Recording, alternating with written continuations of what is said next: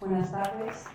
Bueno, antes de nada, feliz Día Internacional del Circo, hoy 19 de abril, tercer sábado de abril, que es cuando se celebra el Día Internacional del Circo.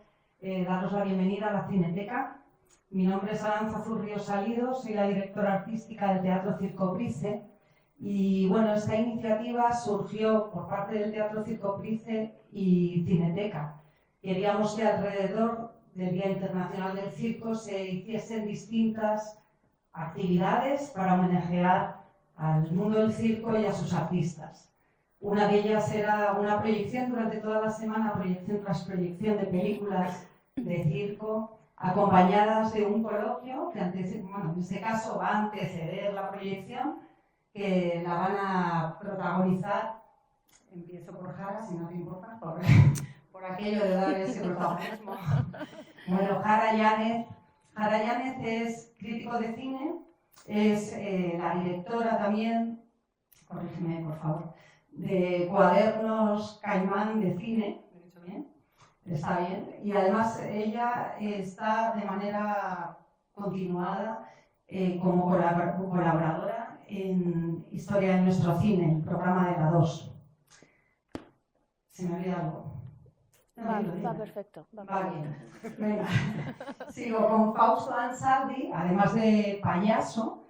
Él es un estudioso del mundo del clown, es una persona que investiga sobre el clown, que da clases, docente, y además tiene un espectáculo maravilloso que se llama... La fórmula del clown, es una metodología, sí. Hay algunos que la conocen ya, ¿no? Sí. Fantástica, además.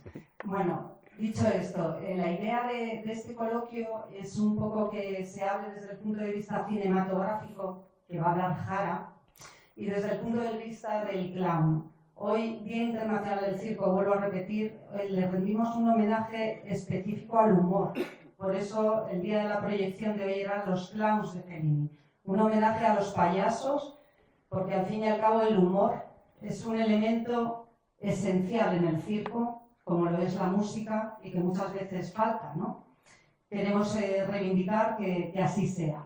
Así es que yo ya no me quiero entretener más, solamente invitaros a mañana, que también tenemos proyección aquí por la mañana con Dumbo de Tim Burton y por la tarde con El Circo de Charles Chaplin, también con un coloquio anterior.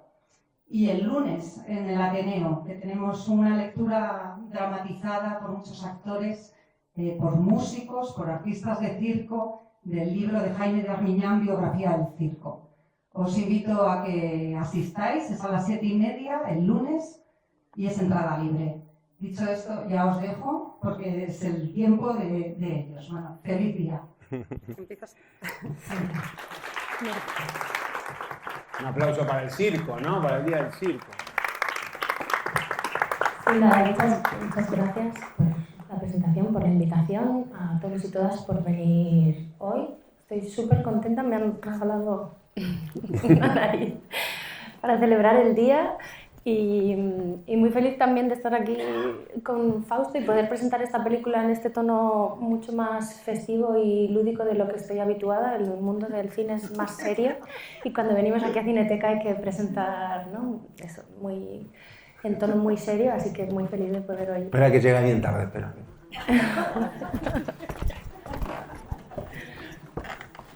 Va como agachada, no se da cuenta que la sé.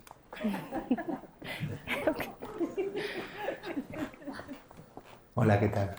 Bien. ¿De dónde vienes?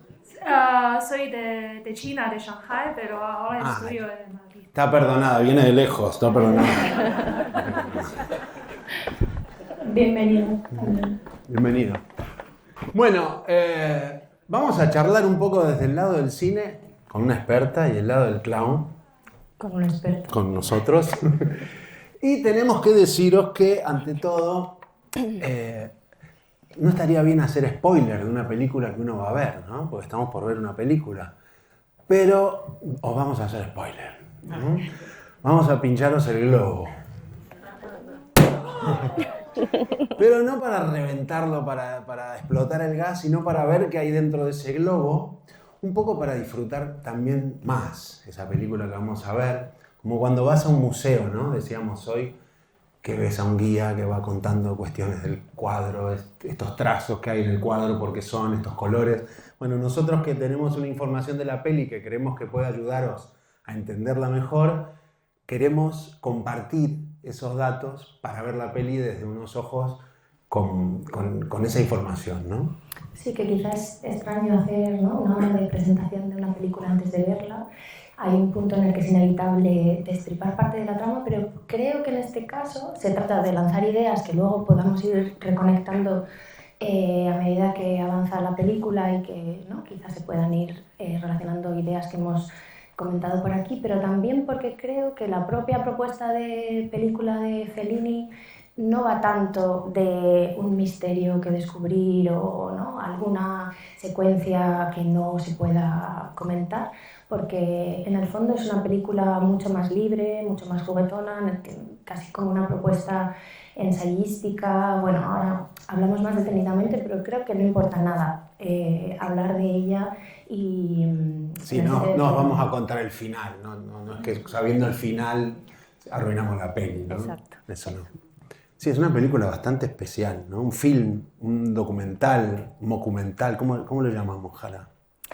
Pues yo creo que es que no tiene una, ¿no? Quizás una de las cosas más valiosas es que no tiene una categorización para qué vamos a etiquetar, ¿no? Además, a veces sirve para entender un poco mejor de lo que estamos hablando, pero en este caso creo que parte del sentido del cine de Fellini, de esta película en particular, pero en general de su trayectoria, es que partiendo del neorrealismo, su evolución camina hacia lo barroco, hacia el esperpento, hacia el juego, lo lúdico, ¿no?, el desorden. Entonces, esa es una película que tiene elementos de ficción, tiene elementos de realidad, juega con el sueño, en fin, hay partes documentales, testimoniales, que luego se llevan, ¿no?, a una parte que es más ficcionada, en fin, hay multitud de registros.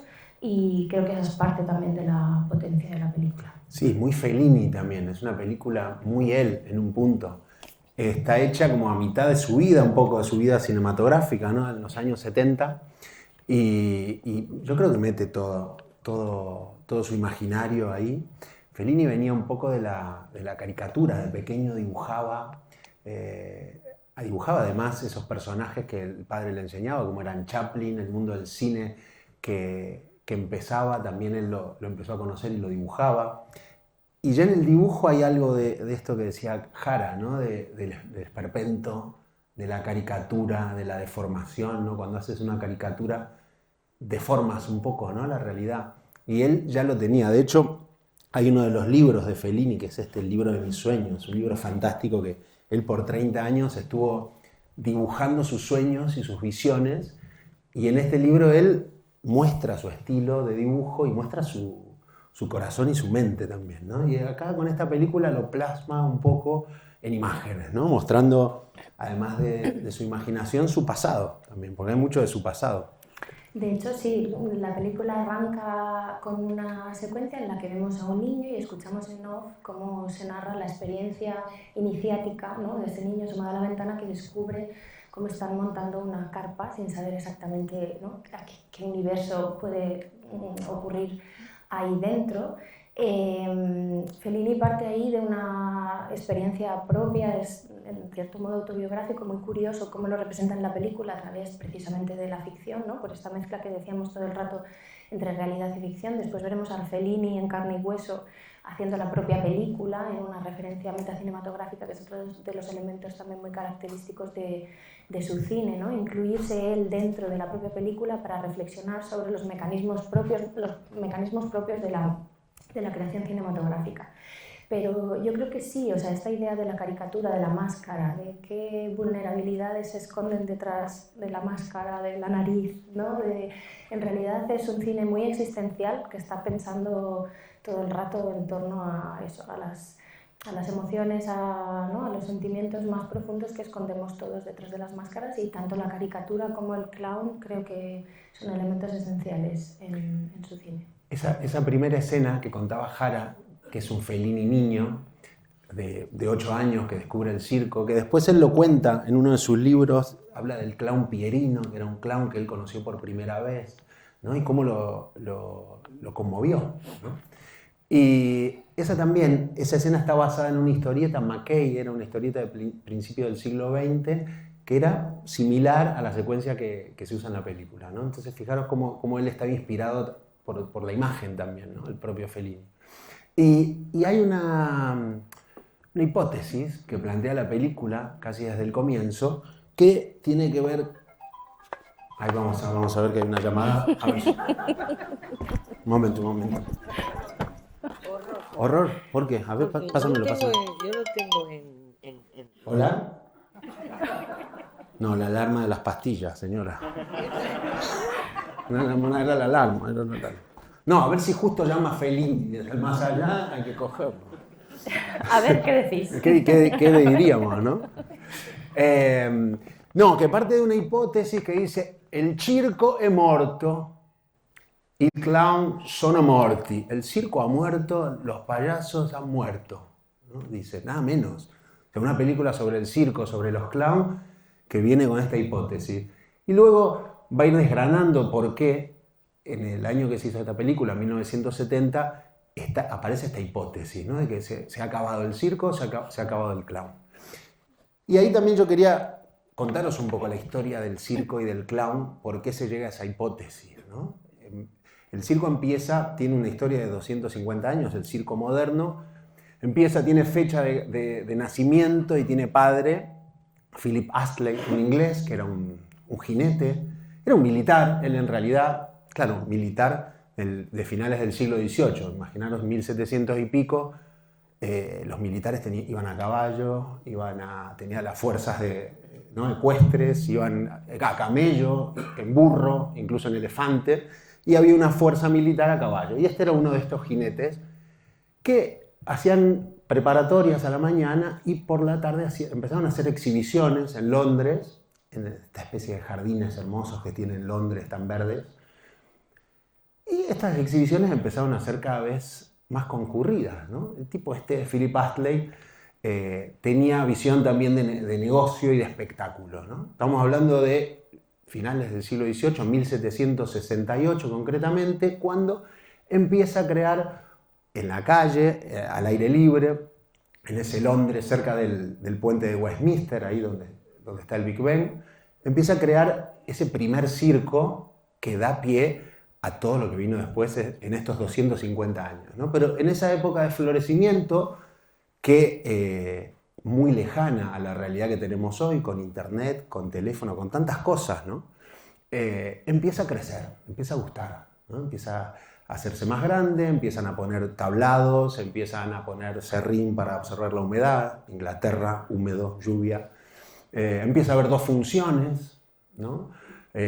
También tenía esta visión de negocio porque la segunda era más barata. Empieza a haber gallineros, ¿no? Estas entradas más baratas para que pueda acudir todo tipo de público, que sea más popular. Los últimos 15 minutos dejaba que entre la gente para que puedan verlo también. Entonces, claro, empieza a ser en el Londres de esa época popular el circo, ¿no? Tanto que empieza a crear nuevos números, porque era un circo ecuestre en ese momento, ¿no? De caballos, de exhibiciones a caballo, un círculo, circo, ¿no? Viene de la palabra círculo, y era un círculo de 12-13 metros, que era lo que necesitaba el domador que estaba en el centro, con el látigo de 6 metros, para adiestrar a los caballos, y la fuerza esa centrífuga ayudaba a los jinetes, ¿no? Que hacían acrobacias y muestras, ¿no? Pero de golpe necesitan más gente, más artistas, y ahí empiezan a aparecer otros acróbatas, empiezan a aparecer malabaristas y aparecen los clowns, ¿no? Aparecen los clowns, que el clown ya existía antes, el circo ya existía desde el comienzo de los tiempos, con otros nombres, la figura del clown, ¿no? El rol del comediante, pero ahí ya se llamaba clown, ya había estado con Shakespeare, ahí cerquita, ¿no? En el Teatro Globe, que en esa época estaba quemado, ya había estado en los teatros de Londres, y aparece entonces en el circo, ¿no? Primero ayudando a estas piruetas que hacían los acróbatas, pero empieza a convertirse en una parte fundamental. Entonces, como crecen los espectáculos, empiezan a ir de gira, claro, porque Philip Astley, que tenía esa visión de negocio dice, para contratar más artistas les tengo que dar un contrato, para darles un contrato hay que hacer más funciones, para hacer más funciones hay que empezar a mover el espectáculo. Y así empieza a irradiarse desde Londres a distintas ciudades de Inglaterra, a distintas ciudades de Europa. Pensemos, 1768 no existían los coches, no existía el teléfono, no existía la luz, la electricidad. Pensar que en los teatros en esa época estaban las candilejas, ¿no? Esas luces que están adelante del escenario, que eran con velas, ¿no? Como unos recipientes con velas tapadas para el público que iluminaban. Le daba, claro, toda esta cuestión también más fantástica, ¿no? Más de ilusión. Pero todo eso no existía, ¿no? Se trasladaban a caballo, o sea, un mundo totalmente distinto. Pero, ¿por qué empieza en auge también? Porque hay unas revoluciones industriales, aparecen, donde empieza a aparecer la electricidad, donde aparece el teléfono, donde aparecen los coches más adelante. Entonces, claro, eso ayuda a que el circo crezca, el circo llega a Francia, el circo llega aquí a España, el circo llega a Italia, se empieza a irradiar por toda Europa. Algunos alumnos de este Philip Astley, de este jinete, empiezan también a llevarlo. Todo lo que funciona se repite, uno se va a Estados Unidos, ahí explota, imaginaros los Estados Unidos con esta idea también más marketinera todavía, hacerlo todo a lo grande, empiezan a girar con grandes carpas, dobles carpas, espectáculos de 5.000 personas, ¿no? Entonces, claro, el circo empieza a crecer verdaderamente cada vez más. Llega a Rusia también, por un alumno de Philip Astley, por todo el mundo, ¿no? En Sudamérica también, en Argentina está el circo criollo, que empiezan a llegar artistas ingleses. Entonces, en cada lugar va tomando distintos perfumes, ¿no? Según el lugar. Y en Francia, donde vamos a ver en el film de Fellini que aparecen circos franceses, tiene especial interés, porque empiezan a aparecer circos estables, ¿no? También en el 1800 aparece aquí en Madrid el Circo Price, que es organizador de estos encuentros, ¿no? A mediados de 1800 en Francia aparecen. Este Philip Astley lleva primero el anfiteatro inglés, se llama Amfiteatro Anglais. Y a partir de ahí empiezan a aparecer nuevos circos, el Cirque d'été, que es el circo de verano, el Cirque d'hiver, el circo de invierno, el Cirque Olympique, el Circo Fernando, que después es el Circo Medrano, todos circos estables, fijos, con techo ya, donde el público acudía. Entonces toda esta explosión de circo se da entre 1800 y 1850, y llegamos a 1850, donde el circo ya explota, es época dorada, ¿no? Entre 1850 y 1900, época dorada del circo, con clowns que empiezan a ser estrellas también del espectáculo. ¿Y por qué aparece entonces esta teoría de que el circo è morto, el clown sono morti? Porque cuando Fellini hace la película esta en 1970, todo había cambiado. Habían pasado 200 años y habían aparecido grandes inventos, por ejemplo el cine, ¿no? El cine que tenía también en el estreno de esta película que le robe público a los circos, porque iban a estrenar esta película en el cine, se estrenó primero en televisión además, ¿no? También otro invento que iba a atentar de alguna manera con los espectáculos en vivo.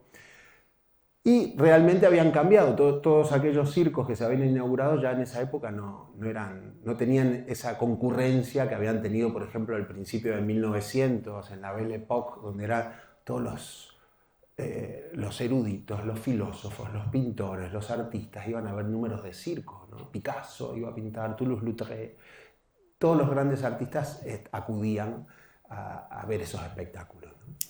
Y claro, aparece esta película, 1970, se estrena en televisión además, que era como un poco los enemigos del cine, no los enemigos, pero sí de alguna manera era competencia, ¿no? Es más, la estrenan en Navidades, en blanco y negro. En esa época estaba llegando la tele a color aquí a Europa, en Italia junto a España fueron de los últimos que empezó la tele a color. Se estrena en blanco y negro y al otro día se estrena en las salas en color, ¿no? Y había, claro, ¿qué pasará? ¿Qué mostrará Fellini del circo, ¿no? El mundo del circo estaba conmovido, ¿no? Y hace esta obra monumental que vamos a ver, que se llama I Clown, Los payasos. Y clowns, y es los en italiano. En inglés la suelen dejar como I Clowns, porque I se puede leer como I. Yo payasos, I Clowns, ¿no? I Mac, iTunes, I Clowns. Y también ahí es un poco el Fellini, yo payasos, yo soy payaso. Fellini es un poco, hola, ¿qué tal? Vamos a ver que llega más gente. Hola, ¿todo bien?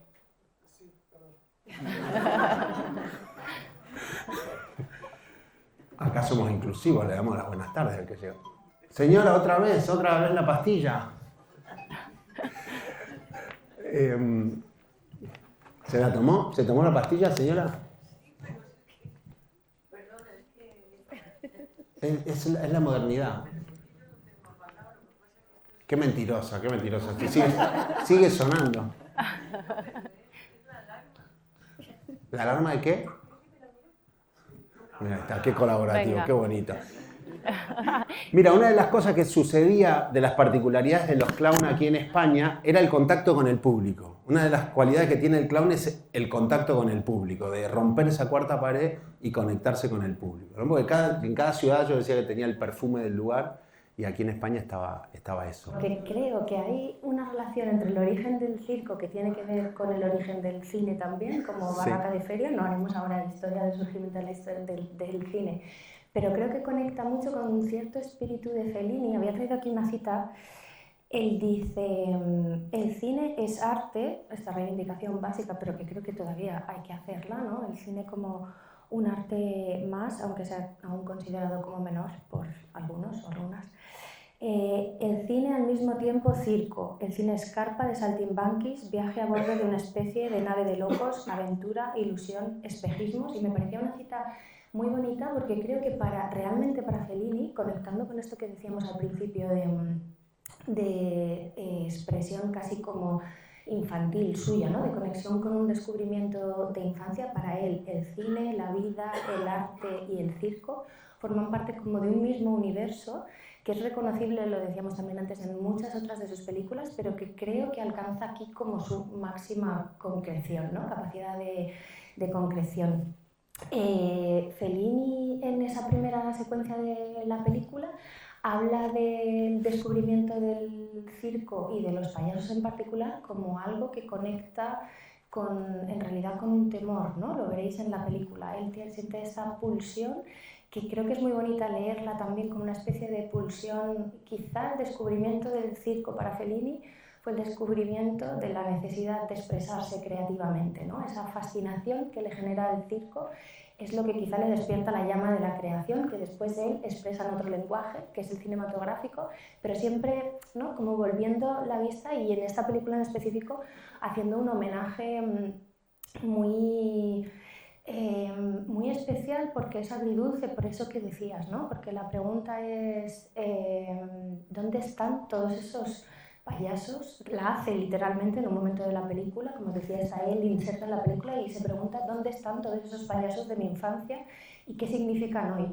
Y eso me parece una pregunta muy interesante, efectivamente, porque es una película producida por la televisión, y yo creo que Fellini, en este momento en el que de pronto se ve, ¿no?, sumergido por una producción televisiva, no convencido del todo de lo que la televisión significa, y una secuencia también muy interesante en la película en la que va a recuperar los archivos de un payaso, ahora no recuerdo el nombre, y habla del espacio de la televisión pública italiana como un espacio sombrío que le da esa sensación como de muerte también. Hace un juego también muy interesante con el propio espacio de la televisión, entre el cine, el circo, la televisión, de qué manera un arte se conecta.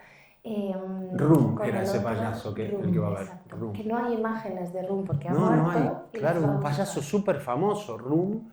Y no hay imágenes, hay algunas películas que filmó, pero no ves registros en vivo. Comparando con España, tenemos suerte que está el CEDAEM, que es el Centro de Documentación de las Artes Escénicas y la Música, que hay un registro vivo de todo lo que se está haciendo en la actualidad y lo que se hizo, además de los originales, ¿no? De programas de manos, de carteles. En Calle Argumosa, ahí abajo, hay una sede donde puedes entrar a ver esos materiales, también tienen el Retiro. Y acá, claro, bueno, aparecen, ven la cinta, los atienden sin ganas. Aquí si vas al CEDAEM te atienden con muchas ganas de mostrar y de abrir. Sí, la funcionaria que les atiende es muy antipática. Sí, ¿no? sí, están como con desgano. Sí, del sentido también cómico de Fellini crítico, ¿no? Cómico crítico. Es como la gente en la televisión no tiene la pasión que se expresa en los escenarios, ¿no? En el circo. El sentido crítico lo tiene en todo el film, yo creo. Primero el sentido crítico consigo mismo, de parodia, que es lo interesante, porque él, claro, le encargan esto y dice, bueno, voy a investigar sobre el clown, pero claro, después dice, no soy periodista, y se deja ver como un falso periodista entrevistando también ahí, ¿no? Claro, e incluso hay la secuencia esta que hace también como una crítica a los críticos de cine que están sentados, lo vais a ver, y le pregunta, señor Fellini, ¿qué quiere hacer? ¿Qué quiere contar con todo esto de la película? Se aclara la voz un poco Fellini, bueno, lo que quiero decir, pop, y le cae un cubo en la cabeza, ¿no? Fellini, y le tapa la boca, y otro al crítico, ¿no?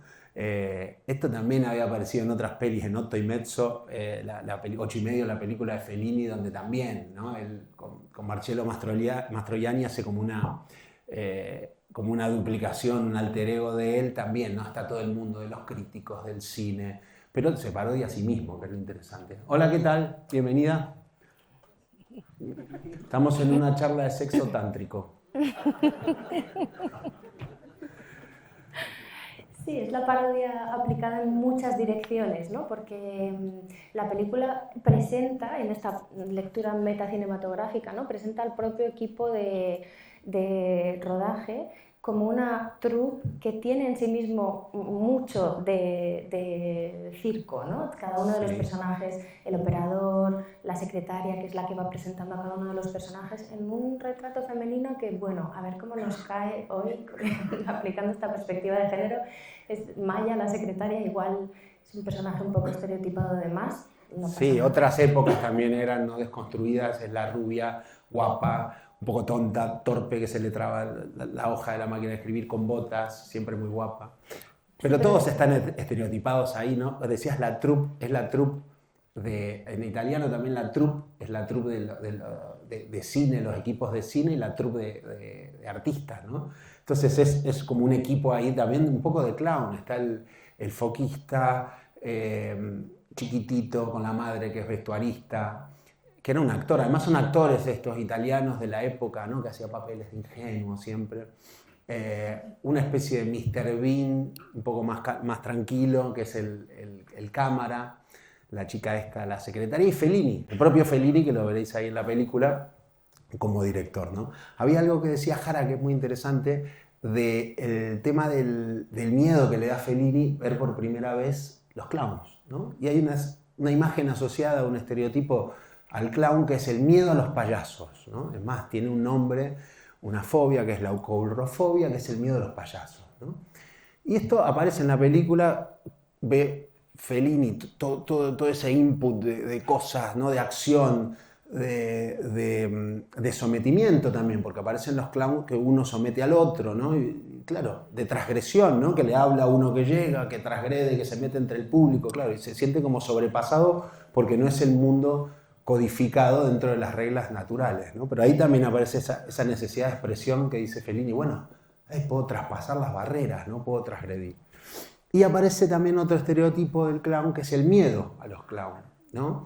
El miedo no, la tristeza, ¿no? El miedo aparece ahí, la tristeza con todo el tema de la nostalgia, ¿no? Vais a ver unas entrevistas a grandes clowns que tiene todo un color de mucha nostalgia y de tristeza, ¿no? De lo que ya no está, lo que pasó, lo que ya no es, la muerte que se avecina. Entonces, estas dos cuestiones, ¿no? La lágrima del payaso, el miedo de los payasos con los payasos asesinos, aparecen de alguna manera retratadas por Fellini. De todas formas, esto es nuevo, ¿no? El miedo a los payasos tiene 100 años más o menos, hace 250 años no sucedía, ¿no? Muy también por el cine, ¿no?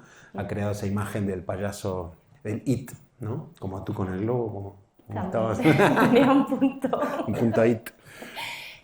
Me parece muy valioso también la manera en la que Fellini es capaz, otra vez en este juego que establece a través de muchos recursos lingüísticos y cinematográficos, pero decíamos, ¿no? La película empieza con esta secuencia que recrea un recuerdo infantil del primer contacto de Fellini con el universo del cine a través de la ficción. La película nos cuenta esto en lenguaje de ficción. Tengo aquí parte de lo que la voz en off que representa al niño y por lo tanto al cineasta dice, ¿no? Dice, los payasos no me hicieron reír, al contrario, me habían dado miedo, que es esto que decimos, ¿no? La relación entre la risa, la comedia y el drama, la risa y la muerte, ¿no? Toda esta dicotomía que es súper sugerente, y también toda la parte de la transgresión que Fellini reivindica en fondo y forma. La película de Fellini, como todas las suyas, tienen una parte de subversión a nivel narrativo que es muy valiosa y que conecta también con todo esto. Pero luego dice, me recordaban, bueno, las risas endiabladas, los chistes tontos y crueles, las máscaras estrábicas de borracho, los gritos, me recordaban a otros personajes extraños e inquietantes que viven en cualquier ciudad de provincia. Y esta afirmación que escuchamos en voz en off da pie a una segunda parte de la película en la que Fellini va retratando a distintos personajes de su ciudad, Rimini, un poco tal y como hacía en Amarcord, otra de las películas en las que él hace homenaje a su ciudad. En un registro que de nuevo mezcla un poco el documental con la ficción, no sabemos muy bien qué hay de inventado y qué no, pero nos va presentando los retratos de distintos personajes, todos ellos también, ¿no? Pues bueno, con algo de estrambótico, de locos, de particulares, hay borrachos, hay traumatizados por la guerra, hay niños, hay fascistas, ¿no? Hay una mezcla de personajes que en principio forman parte de la realidad de la vida de cualquier ciudad de provincias, como él dice, pero que está estableciendo un paralelismo muy particular y muy interesante con toda la secuencia en la que hemos visto sus primeras impresiones con todos los personajes del circo, ¿no? El circo en realidad como sublimación o como reflejo inverso de una realidad del día a día, ¿no? De lo que somos, ¿no? Y al final a mí me parece esa, ¿no? Una lectura muy interesante que plantea, no solo en este momento, en otros más, ¿no? Pero que está todo el rato en juego en la película, el modo en el que en realidad el circo no deja de ser un reflejo inverso, reverso o igual directo de la vida, ¿no? Y una manera, y ahí también creo que es parte de ese temor, de quitar la máscara, ¿no? De decir, bueno, en el circo hay todos estos personajes que nos están conectando con esa parte más, no sé cómo decirlo. Más libre también, porque sí. A veces la máscara, también se pregunta Fellini, ¿dónde está? Si está puesta en esos personajes del pueblo que son tan grotescos, a veces parecen las imágenes del Bosco o de Bruegel, ¿no? Casi monstruos. O la máscara la tenemos puesta todos, ¿no? Es un debate que aparece mucho en el arte. Y eso es interesante también. Hay otra escena, más adelante en la película que vais a ver, que se reúnen en un café de Francia, porque en la película vais a ver imágenes de Italia y de Francia. Puso también dinero Francia para la producción, pero además sucedía todo este crecimiento del circo que os contábamos antes en Francia, por eso es importante también que aparezca en la peli. Y se juntan en un café de Francia, que era de un marinero que tenía un montón de recuerdos, tiene un traje de Antoinette, un gran clown, un montón de clowns a charlar sobre el arte de clown, ¿no? Y en un momento hablan de la sofisticación del clown. El clown, como venía de una historia muy atrás, fue evolucionando y se fue sofisticando, ¿no? De un primer clown empezó luego a tocar instrumentos, ya sabía hacer acrobacias, empezó a cuidar el vestuario, a ponerse más guapo, más brillante, con más sombreras, con lentejuelas, con estos sombreros de pico que conocéis, con zapatillas de baile, el maquillaje en la cara. Se sofisticó tanto que había casi una competencia de ver quién era el más guapo y más elegante. Y después de esta charla lo representa Fellini en una especie de pasarela de desfile de modelos donde van desfilando estos clowns con sus trajes hecho por grandes diseñadores de París, como una especie de pelea también. Y acá llega un punto en la historia del clown que es interesante que conozcáis los que no la saben, que en esa evolución del clown necesitaba un contrapunto, porque era tan perfecto que había perdido esa esencia de torpeza, de fealdad, de grotesco, de esperpento. Y ahí nace, en el 1870, otra tipología de clown que se llama Augusto. Augusto. Acá hay varias teorías sobre el nacimiento del Augusto. Aparece un historiador que vais a ver que es Tristan Remy, un historiador francés sobre circo y clown muy importante, que él cuenta de Tom Belling, que era un jinete inglés que salió en la pista del Circo Rennes con un vestuario que le quedaba grande, se cae y al caerse el público le grita en alemán antiguo Augusto, Augusto. Era como llamarle tonto, ¿no? Se quiere componer, se vuelve a caer y termina la función y el director de circo le dice, él pensaba que lo iban a echar, ¿no? Le dice, buenísimo, lo repetimos en la siguiente función porque el público se reía. Esa es una hipótesis. Y hay otra hipótesis que aparece también en esta película, que es James Guillaume, otro inglés, en esa época en Francia, que cuenta ahí otro historiador que se levantaba el labio que tapaba su nariz, que deformaba su cara, que era el primer Gugus, ¿no? Como Auguste Gugus, el primer Gugus. También muy difícil conseguir imágenes de él. Parece que Méliès hizo una película que está perdida con Gugus, con James Guillaume. Hay algunas fotos en un parque de atracciones de París, pero no hay material. De Tom Belling también puedes ver solo algunas fotos. Claro, imaginaros, hay historias sobre las guerras, sobre el poder político, sobre la evolución de la tecnología, pero de los clowns no todo está tan registrado como nos gustaría, ¿no? Pero cuando aparece esta figura del Auguste, ya el clown ese tan sofisticado tiene un contrapunto, ¿no? Un complemento, ¿no? Está el cara blanca, elegante, el que sabe, el que tiene el saber, el que tiene el talento, y está el Augusto, que es el que lo hace todo mal, el torpe, el que va vestido, el que empieza a surgir también la nariz roja.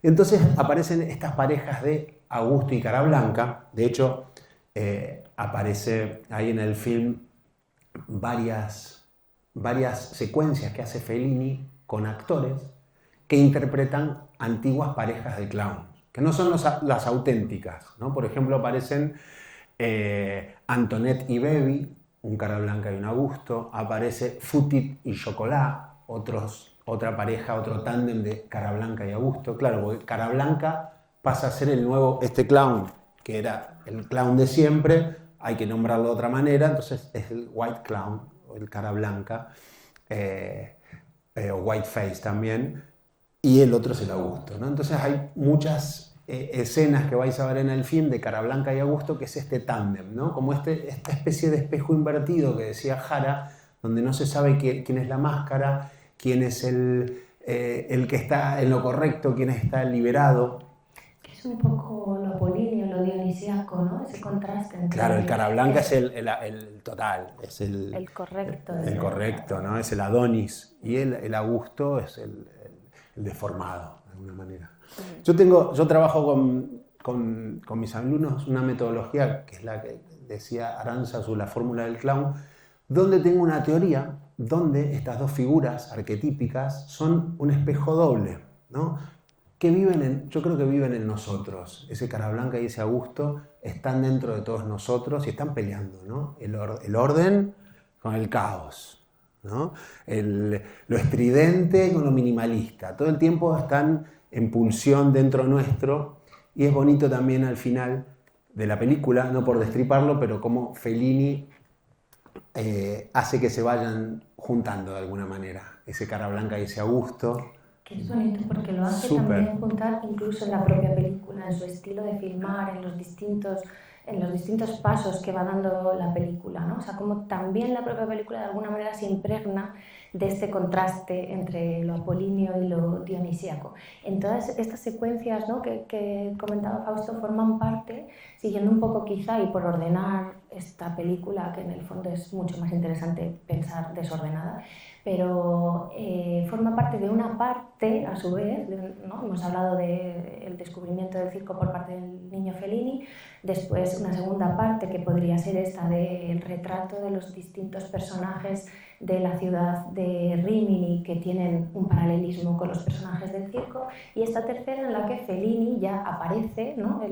Es la parte más metacinematográfica. Hasta ahora no hemos visto a Fellini ni lo hemos escuchado, ahora aparece en escena y se pregunta dónde están estos payasos, ¿no? Que formaron parte de mi vida, y se inicia un viaje, una investigación que es muy valioso, por eso precisamente que tú decías, porque también es una investigación real, entonces es un documental testimonial. De pronto nos introducimos eso en otra categoría, es un documental testimonial en el que asistimos a las entrevistas reales de Fellini y este equipo suyo, troupe, un poco falseada y también ¿no? llevada a lo cómico, que en el fondo al final no solo es un homenaje y un intento de respuesta a esta pregunta que también Fellini se hace toda la película de si el circo ha muerto, sino también una manera de generar esas imágenes que decías que no existen, ¿no? Él en muchos momentos va a la búsqueda y captura de esas imágenes del pasado del circo que no está registrado. Y creo que es también muy valioso poder leer esta película precisamente como eso, la posibilidad de ver hoy en imágenes, las imágenes que nadie registró antes. Fellini, cada vez que va a hacer una entrevista a estos distintos payasos, les pide fotografías, con los hermanos Fratelli van incluso a ver un vídeo que finalmente se quema.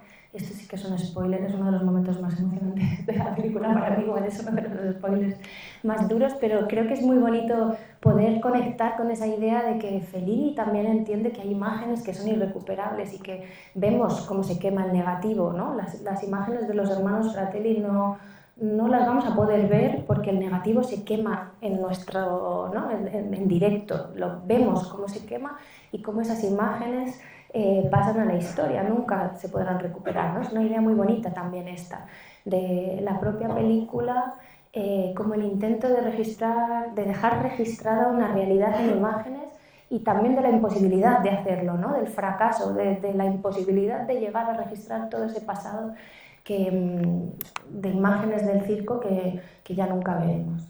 Sí, esa escena es muy bonita. Fratellini, Fratelli es hermano en italiano y Fratellini serían hermanitos. Era el apellido de esta familia de circo, de Firenze venían, pero viven en Francia, fueron famosos en Francia a comienzos del 1900, en la Belle Époque en Francia. Claro, fijaros acá los cruces también, ¿no? Artistas italianos, artistas franceses, españoles, ingleses. El circo siempre tuvo una cosa de multiculturalidad, de unir gentes, unir nacionalidades, unir formas, unir diferencias, y entonces triunfaron en distintos países de distintas nacionalidades. Esta escena de los Fratellini, gran trío de clown, de los más famosos, históricos, claro, porque ellos tenían el Carablanca, el Augusto, y después aparece un tercero en discordia. Ellos meten a una especie de notario, era Paul Fratellini, estaba Albert, que era el Augusto, el nariz roja, estaba François, que era el cara blanca, y después estaba Paul, que era este en discordia, entre medio, que funcionaba como contrapunto de ambos, ¿no? Acá pasa algo interesante también con las edades. Generalmente las familias de circo, el Augusto era el más pequeño, ¿no? Hay una teoría que tiene Tortel Poltrona. Yo estoy terminando de montar un documental sobre clown también, con charlas con grandes clowns de Europa, y Tortel Poltrona, que es un gran clown que tenemos en Cataluña, me decía su teoría de las edades, ¿no? Que para él el cara blanca es como es un poco niño pero adolescente ya, que controla un poco el mundo adulto. El Augusto es el niño de 4 o 5 años, y después está el contragusto, que es como el tonto del tonto, que ya es un niño, un bebé de 1 año que no se entera y va para cualquier lado, ¿no? Y esto se da también con los Fratellini, con 3 edades distintas, componen este trío famosísimo, que ya va por la 7ª o 8ª generación de artistas de circo y clown, y en ese momento visualiza lo que contaba Jara, una película de 1924 de los Fratellini en pleno apogeo, y ese negativo que se quema. Están también Annie Fratellini, considerada una de las primeras Augustas mujer, francesa. Aparecen cosas técnicas del clown ahí. Aparece, por ejemplo, un instrumento. Los Fratellini usaban muchos, eran constructores de instrumentos, y aparece este instrumento que inventaron ellos.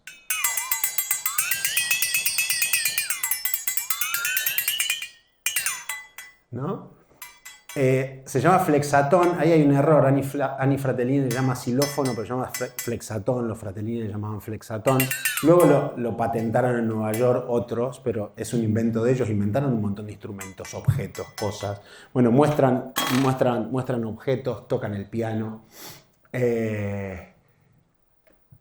Aparece Pierre T. también, otro gran clown, director de cine, fanático de la historia del clown, que creo que es la casa de Pierre T., ¿no? de los Fratellini. Director de cine, otro grande del cine que dirigió grandes películas, este Pierre T., que empezó siendo Augusto, fijaros qué bonito detalle, y cuando se casa con Annie Fratellini, que ya se dedicaba no al clown, sino cantaba, actuaba, le dice, ¿cómo eres nieta de los Fratellini, no haces clown? ¿Cómo puede ser? Y la volvió al mundo del clown y le dice, bueno, yo en vez de ser Augusto me convierto en tu Augusto, en tu cara blanca para que seas Augusto. Y empezaron a hacer un tándem de mujer y hombre. Es que estaba aquí buscando porque hay entrevistas con otros payasos que ahora no recuerdo el nombre, pero hay dos que son para mí creo particularmente significativos y también emocionantes. Uno de ellos, que es el que está en una residencia, sí. En un hospital, sí. se escapa porque quiere ir a ver el espectáculo de circo de otros dos. No, pero esa es ficción. Esa está ficcionada. Esa es la secuencia ficcionada. Esa es sí, ficcionada. pero... No, la que tú dices es Vario, que esa es tristísima. Clown Vario, otro de los grandes dúos. Vario y Dario, otros italianos que vivían en Francia.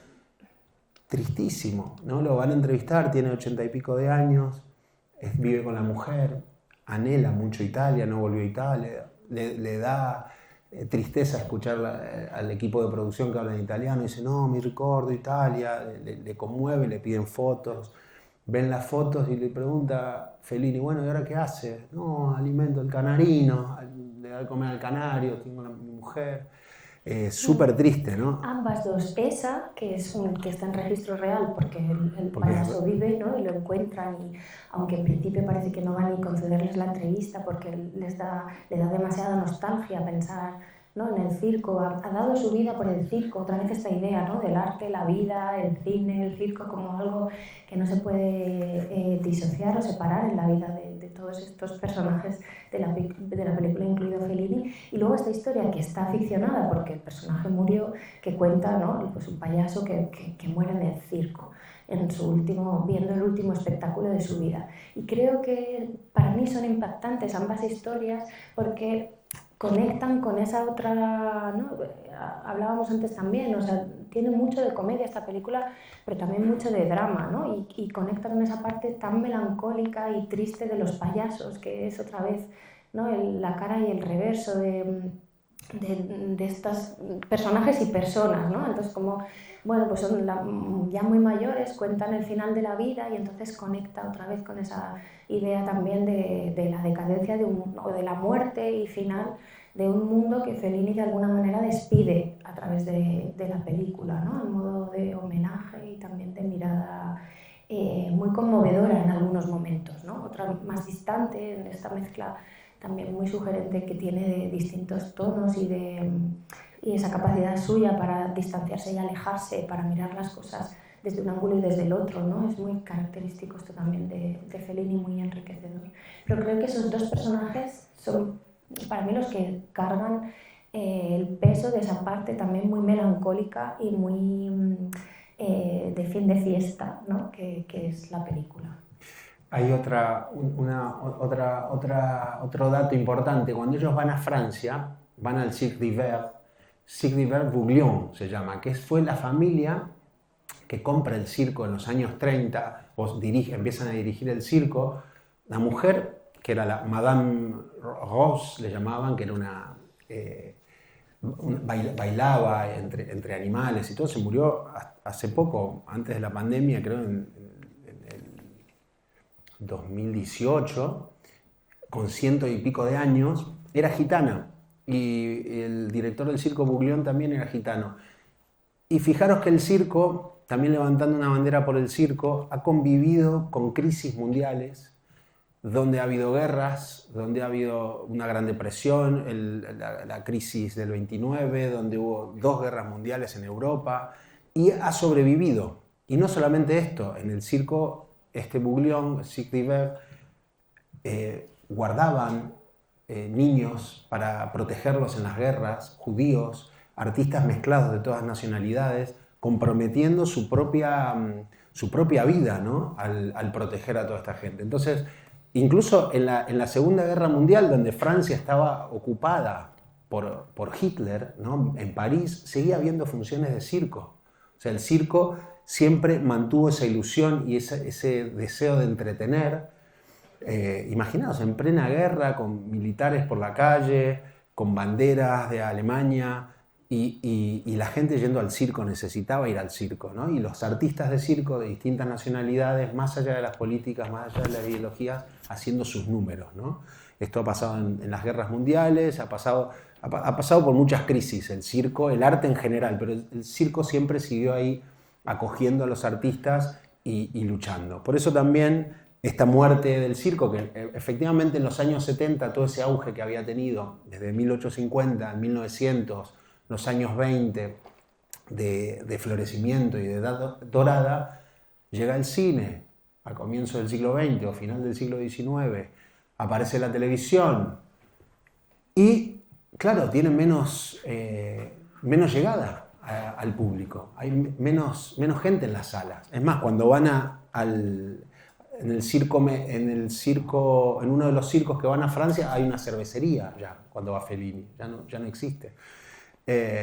Entonces, bueno, en esta etapa, quizás da para preguntarse en esta etapa si hay una crisis, que hay menos gente yendo a las salas, ¿cuál es el otro circo? Quizás si en ese momento era el cine, la televisión, ahora a lo mejor son las redes, es el TikTok, son lo multimedia, lo digital, que nos está entreteniendo, ¿no? El circo siempre va a seguir dando batalla, vendrá una nueva era. Pero después de los años 70 también, aunque el clown y el circo podía estar languideciendo, aparecieron nuevas formas de circo, apareció el circo moderno, aparecieron escuelas de circo, apareció la mujer con un lugar más importante en el circo. O sea, hubo todo un florecimiento que no decimos, pero pasaron 50 y pico de años y que el circo siguió creciendo. Entonces... Es bonito entender también, y con esto creo que ya la vemos, vamos, ¿no? terminando, exacto, pero la última y cuarta parte de la película, que sería el funeral por el payaso, ¿no?